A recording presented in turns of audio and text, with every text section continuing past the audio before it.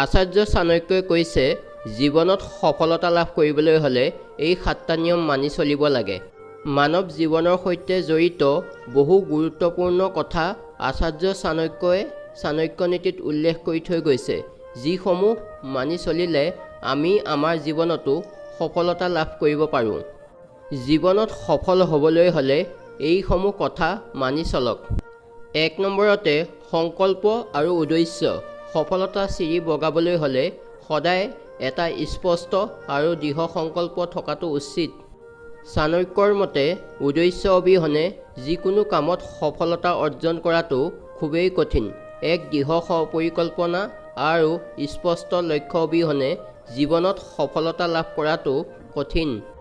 2 নম্বৰতে শ্ৰম আৰু সমৰ্পণ। কঠোৰ পৰিশ্ৰম আৰু নিষ্ঠা হৈছে সফলতাৰ চাবিকাঠি। চাণক্যৰ মতে কেৱল সপোন দেখাই যথেষ্ট নহয়, কিন্তু সপোনটো বাস্তৱলৈ পৰিৱৰ্তন কৰিবলৈ নিৰন্তৰ কাম কৰাটো প্ৰয়োজন।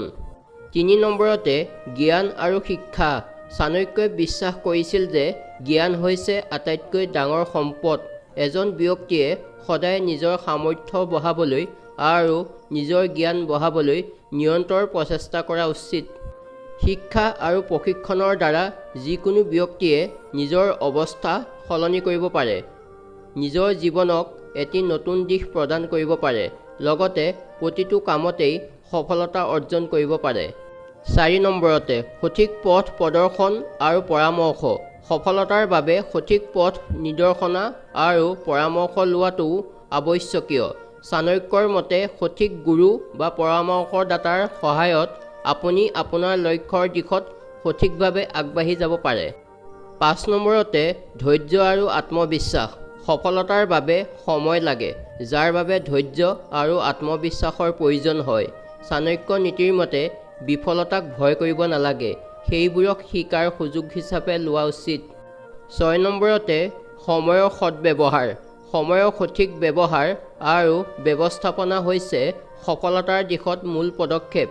চাণক্যই সময়ৰ মূল্য ব্যাখ্যা কৰিছে আৰু কৈছে যে সময়ৰ অপচয়ে সফলতাৰ সম্ভাৱনা হ্ৰাস কৰে।